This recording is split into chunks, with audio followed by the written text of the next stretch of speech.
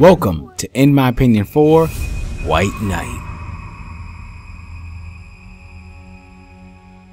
Here you play as some nameless guy who wears a nice hat. After a car crash, you wake banged up and take a refuge in an abandoned house, though it may not be as empty as you think. With a dark presence in the house trying to kill you at every turn, all seems bleak. However, there is one bright, shiny light in the form of a beautiful woman, who seems to have met her end. What's her connection to the house? How did she die? Just what the hell is going on with this house, and what are its dark secrets? Well, your job is to answer these questions and make it out alive. While you do get some cutscenes of a hero having inner monologues and interactions with a shiny ghost, most of the background to the house and characters come from diary entries, which sucks you into quite an interesting dark tale. The problem with that is that these entries are missable, and without them the game's story takes a bit of a hit as you would feel sort of confused and empty when the credits roll after this 4 to 5 hour mystery. So I suggest you check every nook and cranny to get the most out of the story. There's also an extra ending depending if you beat the last chapter with a full moon or not, and the game goes by real time, so if you want both endings, be sure to check the lunar calendar. White Knight is a survival horror game, focusing on exploration and some puzzle solving. It sort of plays like the older games in the genre, fixed camera angles and all. One of the most important things to do is keep yourself in the light. There's no flashlights here, my friend, it's just you, matches, and sometimes areas that let you turn on a light switch. If you end up wasting all your matches and can't find any more, then kiss your ass goodbye, as when the lights go out, it's pitch black and you slowly die.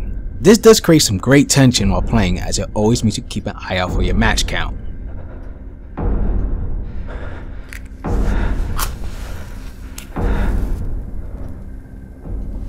The only real negative to this is that developers decided that it would be really fun if when you try to light matches, they might not light at all, thus wasting the match. Not to mention, it's completely random. This didn't add excitement or fun, it just brought out frustration, since as I just mentioned, if you're in the darkness, you're dead. There were times when I knew where the matches were, but I had only like 2 matches left which would not light up when I needed it to, thus causing my cheap death. I also hope you save since the game starts on your last one. Saving itself can cost you a match, just hope that random crap doesn't happen when you try. Of course, the main threat of the game besides the darkness and the random non-working matches is the evil spirits that dwell in the house. These ghosts will come after you if you get near them, or will just block you from advancing. There's no magical gun here, and the tiny matches can't do much.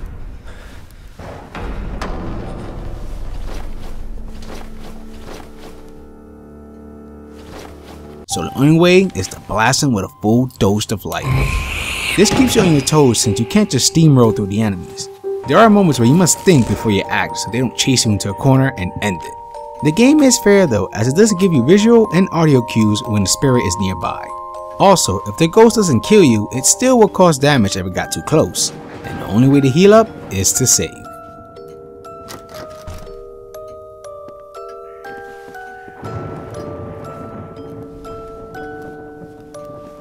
While exploring, you find some items such as diary entries, newspaper articles, and more to expand the story. You can look at these whenever you please in-game or at the main menu. If you miss any, don't worry, you can always try to pick them up again in another playthrough. Of course, you also find tools to solve puzzles. The puzzles themselves are rather easy, so if you're looking for some mind-bending hard puzzles, you're not gonna get them here, though they were still fun. While there is some backtracking, it's not too annoying since the house isn't that huge, and you can get around with ease. They seem to have gone with a noir style, and it works. The character models never bleed into the background so you won't lose track of where you are, and surprisingly enough, each area does look different instead of one big blob of black and white. Speaking of the character models themselves, they're actually pretty good. The only oddball is a bright female ghost, as her eyes and lips can come off weird at times. Our hero's narrating voice also puts up a good performance. To open the door to a world I didn't belong to. But whoever lived in there, they would understand. I needed help. Anyone would understand that. One of the most important things when going into survival horror is sound. Does it set up the right mood with this one? The answer is yes. Just how quiet it can be sets up a tense atmosphere, making you carefully peek around the next corner, hoping you don't run into a ghost. Then making you freak out when the music picks up when you're running for dear life. The framing also never chugs and runs smoothly through the experience. As mentioned before, the camera is in a fixed angle, and majority of the time this does not hinder gameplay, though there are times you will miss something because of it. The fixed camera angles may put some off, and the whole random dying match thing is just frustrating. There's also not much in form of replay value, besides one different ending. And let's not forget the chance of missing diary entries, which can affect how you feel about the story. However, the game does a good job at building atmosphere, and the noir art style adds to it without hindering the player. Ghosts as well pose an actual threat and up the tension. Even with some of its problems, I say give it a shot if you're into survival horror and an interesting dark mystery. I hope you enjoyed my thoughts on this game, and for gamers' sake, keep gaming.